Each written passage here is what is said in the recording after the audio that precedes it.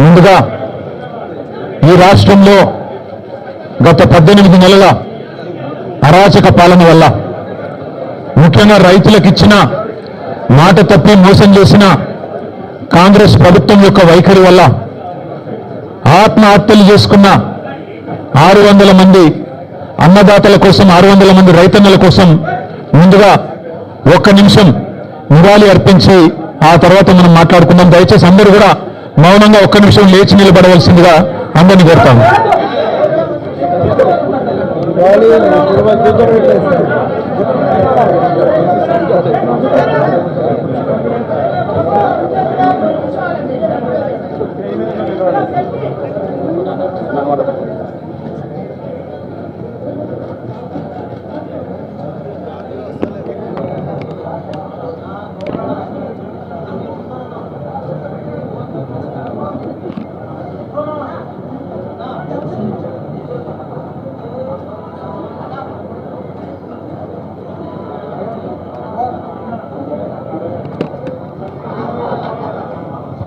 జై కిసాన్, జై కిసాన్, జై తెలంగాణ.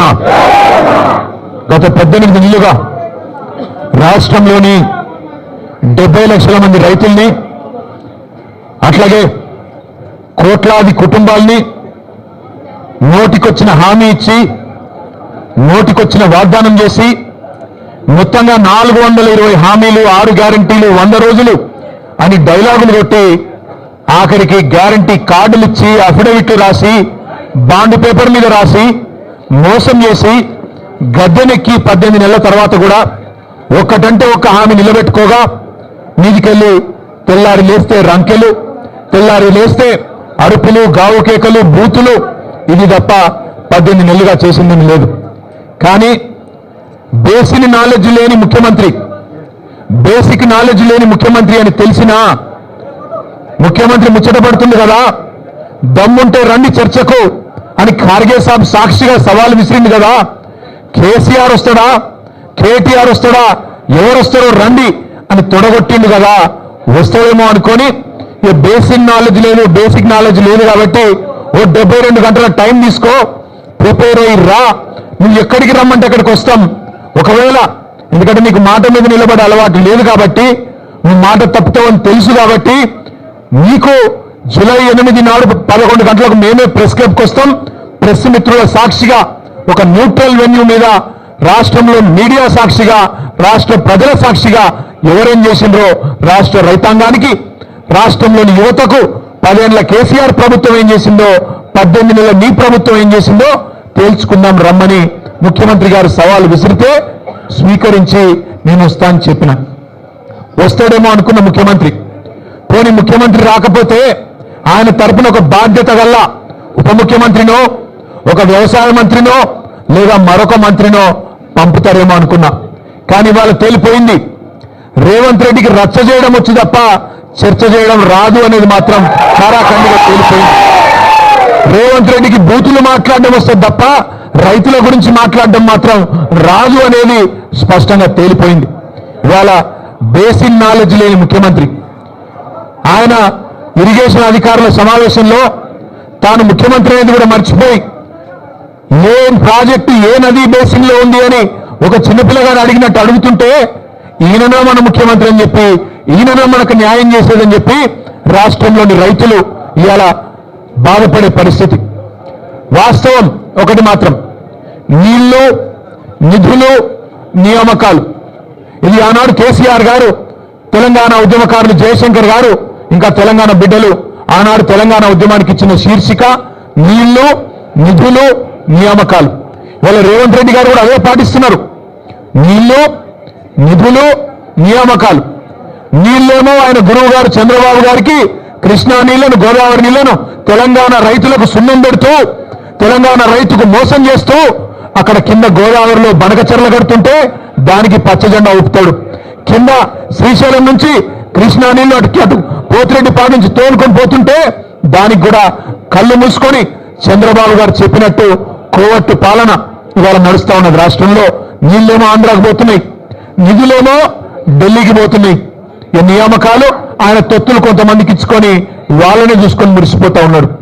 నేను అడిగిన ఒక కాంగ్రెస్ నాయకుడు ఫోన్ చేసిండు, ఎందుకన్నా ఇదంతా అని. నేను అడిగినా, మరి మీ ముఖ్యమంత్రి పిలిచిండు కదా, ఎక్కడ పోయిండు అన్నా. అన్న ఢిల్లీకి పోయిండు అన్నాడు. ఎందుకు పోయిండు, ఏమిటి పోయిండు అని నేనన్నా. ఎరువుల బస్తాల కోసం పోయిండు అన్నా అన్నాడు. ఎరువుల బస్తాల కోసం పోయిందట. ఎట్లుందంటే ఇది వెంకటికి ఎవడో తాటి చెట్టు ఎక్కిందట. ఎందుకు ఎక్కినా తాటి చెట్టు అంటే దూడకు గడ్డి కోసం ఎక్కినా అన్నదట. రేవంత్ రెడ్డి ఎరువుల బస్తాల కోసం పోయినట్టు ఎవరు నమ్ముతారా రాష్ట్రంలో? రేవంత్ రెడ్డి ఏ బస్తాలు తీసుకొని పోయిందో ఢిల్లీకి అందరికీ తెలుసు. రేవంత్ రెడ్డి వాళ్ళ ఢిల్లీ బాసులకు, కేంద్రంలో ఉండే పెద్దలకు ఏ బస్తాలు మోస్తాడో, ఏ బస్తాలు మోసి ఇవాళ ఆ పదవి కాపాడుకుంటున్నాడో రాష్ట్రంలో చిన్నపిల్లలకు కూడా తెలుసు. మనోళ్ళు సోషల్ మీడియాలో మా తమ్ముళ్ళు చెల్లెళ్ళు మంచిగా ముద్దు పేరు పెట్టిండు, పే సీఎం అంటే పేమెంట్ కోటాలో తెచ్చుకున్న సీఎం పదవిని ఎప్పటికప్పుడు పేమెంట్లు ఇచ్చుకుంటూ కాపాడుకునే బాపత తప్ప నీకు రాష్ట్రంలో రైతుల మీద ప్రేమ లేదు, రాష్ట్రంలో గిరిజనుల మీద ప్రేమ లేదు, దళితుల మీద ప్రేమ లేదు, 42% రిజర్వేషన్ ఇస్తానని నువ్వు మోసం చేసిన బలహీన వర్గాల బిడ్డల మీద ప్రేమ లేదు, 2500 రూపాయలు ఇస్తానని నువ్వు మోసం చేసిన ఆడబిడ్డల మీద కనీస గౌరవం లేదు.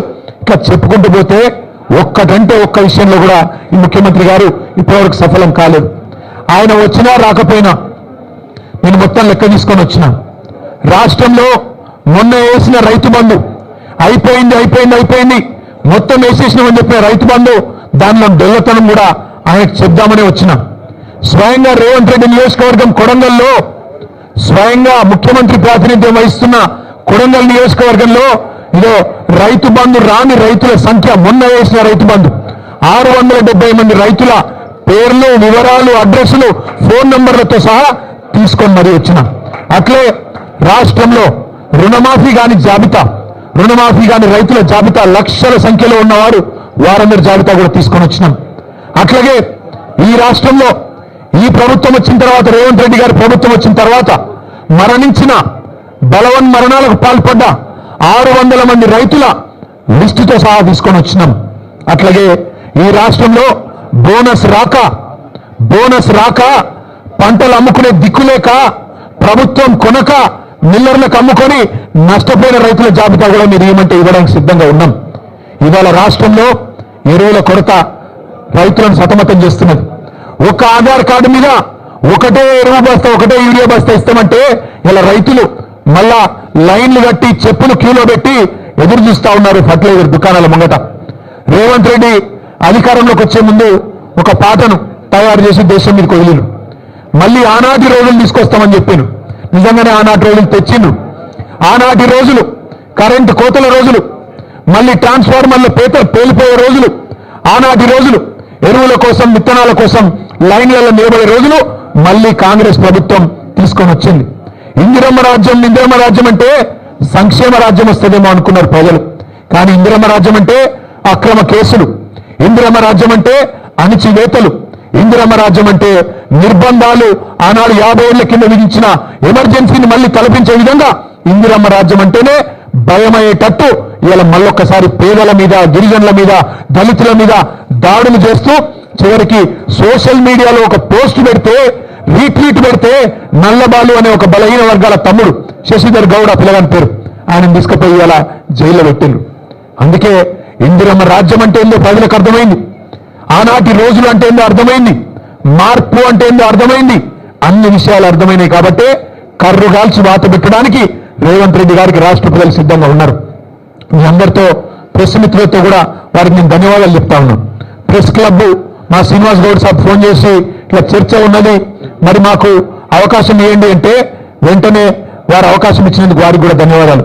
ముఖ్యమంత్రి గారికి మర్యాదగా తువాలేసి దాని మీద రాసి మీకోసం ఇంతమంది పెద్దోళ్ళు నిలబడి, మాజీ హోంమంత్రి గారు, మాజీ అడిషనల్ డీజీపీ గారు, మాజీ మంత్రులు, మా రాజ్యసభ సభ్యులు, మా ఎమ్మెల్యేలు అందరూ నిలబడి మీకోసం కుర్చీ వేసి అర్ధగంట ఎదురు చూసినాం.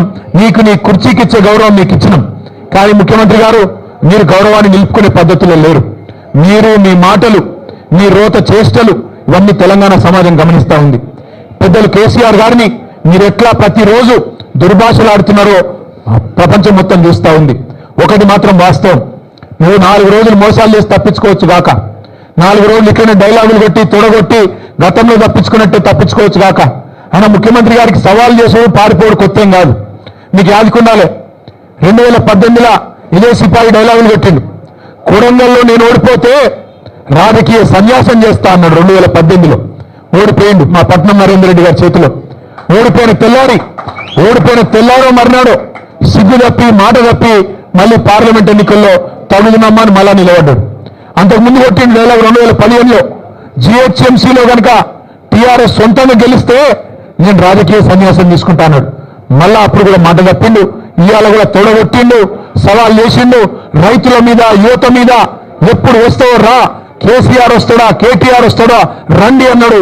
మరి నువ్వు రా రా రా అంటే నేను వచ్చిన. నువ్వేమో పత్తలు రైతు బంధు మీద చర్చ అన్నావు, అదేవిధంగా రైతు శ్రేయస్సు మీద చర్చ అన్నావు, యువతకు ఇచ్చిన ఉద్యోగాల మీద చర్చ అన్నావు. అన్నిటికీ మేము సిద్ధంగానే ఉన్నాం. రేవంత్ రెడ్డి గారికి మళ్ళొక మాట చెప్తా ఉన్నాను, నువ్వు ముఖ్యమంత్రి, నేను ఒప్పుకుంటా. నువ్వు నాకంటే ఎక్కువ బిజీగా ఉంటావు, నీకు నాకంటే ఎక్కువ పని ఉంటుంది, నేను ఒప్పుకుంటా. అందుకే మళ్ళొకసారి చెప్తా ఉన్నా ముఖ్యమంత్రి గారు, ప్లేస్ మీరే డిసైడ్ చేయండి, టైం మీరే డిసైడ్ చేయండి. ఆఖరికి నీ జూబ్లీ హిల్స్ ప్యాలెస్కు రమ్మంటే కూడా తప్పకుండా వస్తాం. కానీ మీరు ఏ అంశం మీద చర్చ పెట్టినా నేను సిద్ధంగా ఉన్నాం. కేసీఆర్ తయారు చేసిన గులాబీ దండు, గులాబీ సైనికులం సిద్ధంగా ఉన్నాం. మాట్లాడుతూ ముఖ్యమంత్రి ఆయన మంత్రులు కొత్త పదం నేర్చుకున్నారు.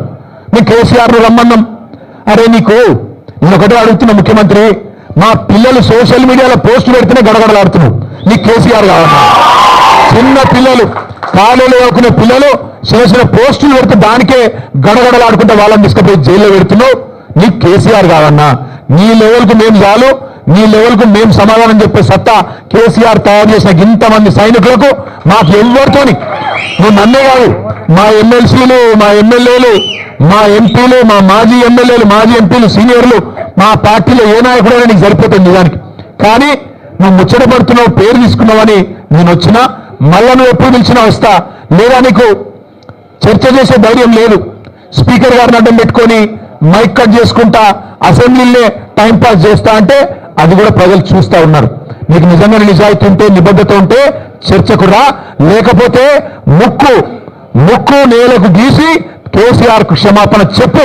తప్పుడు కూతలు కూసినందుకు రైతు బంధు లాంటి పథకం పెట్టిన మహానాయకుడు, రైతు బీమా లాంటి పథకం తెచ్చిన మహానాయకుడు, భారతదేశ చరిత్రలో మొట్టమొదటిసారి 24 గంటలు రైతుకు ఉచితంగా కరెంట్ ఇచ్చిన నాయకుడు కేసీఆర్. అట్లాంటి నాయకుడిని అడ్డగోలుగా మాట్లాడినందుకు ముక్కు నేలకు రాసి చర్చకు వచ్చే దమ్ము లేదు, కేవలం నాకు రచ్చ చేయడం మాత్రమే తెలుసు అని చెప్పి తప్పుకో, క్షమాపణ చెప్పు. అంతేగాని ఇట్లాంటి పనికిమాలిన డైలాగులు, పనికిమాలిన సవాళ్లు మరొకసారి విసిరొద్దు. విసిరితే మాట మీద నిలబడి మళ్ళొకసారి విజ్ఞప్తి చేస్తూ, ఈరోజు పెద్ద ఎత్తున కదిలి వచ్చిన మా ఆడబిడ్డలు, మా అన్నదమ్ముళ్ళు పేరు పేరున అందరికీ నమస్కారాలు. చివరిగా इंग्लिश मीडिया, हिंदी मीडिया కూడా ఉన్నది, వారి కోసం ఒక రెండు మాటలు. हमारे यहाँ के तेलंगाना राज्य के मुख्यमंत्री रेवंत रेड्डी, जिन्होंने 420 वादे तेलंगाना की जनता से करके जीत के गद्दी पे बैठ गए, जिस दिन से जीते, जिस दिन से उनको जीत मिली, जब से वो मुख्यमंत्री बने आज तक एक भी वादा ढंग से अमल नहीं कर रहे. उसके ऊपर आज रेवंत रेड्डी ने हमको ललकारा, हमको चैलेंज किया, या तो केसीआर आपके पार्टी से, चाहे केसीआर को बुला लीजिए या केटीआर को बुला लीजिए, मैं चर्चा करने के लिए तैयार हूं कि किसानों के लिए किसने क्या किया, तेलंगाना की युवा के लिए 10 साल में आपने क्या किया, 18 महीने में हमने क्या किया, इस बात पे चर्चा करने के लिए हम तैयार है करके रेवंत रेड्डी जी ने हमको सवाल किया. सवाल को हमने स्वीकारा और आज प्रेस क्लब में हमारे प्रेस भाई और बहनों के सामने यहां पे हमने इंतजार किया आधा घंटा. मुख्यमंत्री जी को एक अच्छी तरह से यहां पे उनके लिए कुर्सी भी सजा के यहां पे हमने रखा, उनका इंतजार भी किया. बट लगता है रेवंत जी को सवाल करना आता है, जवाब सुनने का उनको कोई पेशेंस नहीं है, उनमें कोई सब्र नहीं है. भाइयों, मैं आपसे इतना ही कहूंगा कि ये 420 वादा करने वाली जो कांग्रेस गवर्नमेंट है, इनकी पूरी तरह से इनकी जो रवैया है, इनकी जो सोच है, इनकी जो ढोंग है, ये सब हमारी तेलंगाना की जनता जान चुकी है. राहुल गांधी, मल्लिकार्जुन खड़गे साहब जो पॉलिटिकल टूरिस्ट बन के आए, यहां पे SC/ST declaration, BC declaration, Telangana youth declaration, 2 lakh युवाओं को रोजगार, ये सब वादा किया. ये तेलंगाना की समाज आज हर चीज नोट कर रही है. आज मुख्यमंत्री के लिए हमने इंतजार किया, वो आए नहीं. हम तो तैयार है, आगे भी मुख्यमंत्री अगर प्लेस तय करेंगे, डेट तय करेंगे, जहां भी वो बुलाएंगे हम तैयार रहेंगे, हम आएंगे। और साथ ही साथ आखिरी में मैं इतना ही कहूंगा कि कांग्रेस पार्टी की गद्दारी, कांग्रेस पार्टी की जो फरेब आज तेलंगाना की जनता को समझ आ गई। पता नहीं क्यों मोदी जी को नहीं समझ आ रहा है। बार बार आते हैं मोदी जी और अमित शाह जी और कहते तो बातें तो बहुत करते हैं, आके कहते हैं कि रेवंत रेड्डी यहां पे तेलंगाना गवर्नमेंट को कांग्रेस पार्टी के लिए एटीएम बना दिया, पर कोई कार्रवाई नहीं होता, कोई इन्वेस्टिगेशन नहीं होता, ना रेवंत रेड्डी पे, ना उनके मिनिस्टरों पे, ना उनके झूठे वादों पे, ना उनके किस्सों पे। मैं आपको दो चीज सुनाता हूं। रेवंत रेड्डी ने अपने खुद के साले को 1100 करोड़ का प्रोजेक्ट दे दिया अमृत स्कीम में।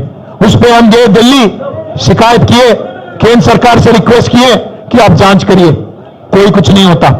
यहां पे आते हैं, कहते हैं कि ये बड़ा वसूली कर रहे हैं, पर कोई कार्रवाई नहीं होता, कोई ईडी नहीं आती, कोई सीबीआई नहीं, कोई आईटी नहीं। साथ ही साथ यहां पे एसएलबीसी टनल टूट जाता है, कोई एनडीए से नहीं आता। यहां पे वट्टन पंप हाउस डूब जाता है, कोई एनडीए से नहीं आता। यहां पे पिद्दावागु प्रोजेक्ट बह जाता है, कोई एनडीए से नहीं आता। इस हद तक कि यहां के तेलंगाना जनता को समझ आ गया कि बीजेपी आज रेवंत रेड्डी को बचाने में लगी है। इसलिए मैं भाइयों में आपसे इतना ही कहना चाहूंगा कि दोनों नेशनल पार्टीज ने तेलंगाना के साथ वादा जो किया उस पे वादा पे नहीं खड़े रहे, चीट किया। इसलिए हम हमेशा तैयार है, हमेशा तेलंगाना की आवाज बन के तैयार रहेंगे, आगे भी ये लड़ाई जारी रखेंगे। మీ అందరూ కూడా మళ్ళొకసారి హృదయపూర్వకంగా పెద్ద ఎత్తున వచ్చినందుకు ధన్యవాదాలు. మా తమ్ముడు ఎర్రల శ్రీనివాస్ గారు గుర్తు చేస్తా ఉన్నారు. అన్న, అశోక్ నగర్ లో రేవంత్ రెడ్డి గారు, రాహుల్ గాంధీ గారు 2 లక్షల ఉద్యోగాలు ఇస్తామని మన యువతకు ప్రామిస్ చేసినారు మొదటి సంవత్సరంలోనే. ఈ రోజు వరకు 6,500 ఉద్యోగాలు కూడా రాష్ట్ర ప్రభుత్వం భర్తీ చేయలేదు.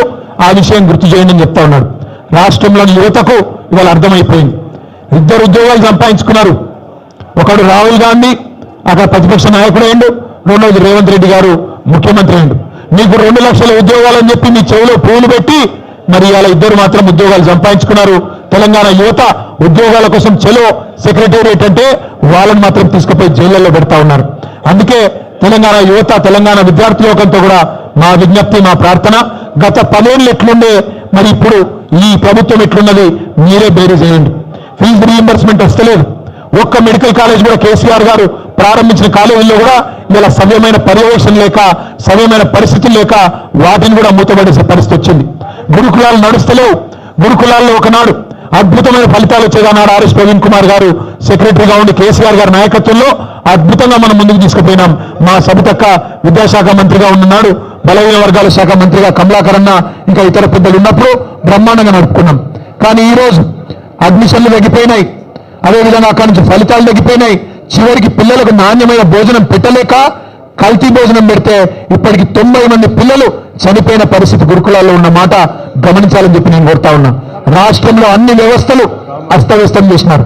ఒకటి కాదుగా మా పంచాయతీరాజ్ శాఖ మంత్రిగా పనిచేసిన దయాకర్రావు గారు చెప్తా ఉన్నారు, గ్రామాలు అన్యాయం అయిపోయినాయని.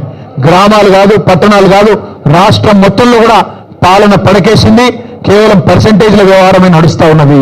అందుకే నేను మీ అందరితో ప్రార్థించేది, గౌరవ పెద్దలు కేసీఆర్ గారి నాయకత్వంలో ప్రజల పక్షాన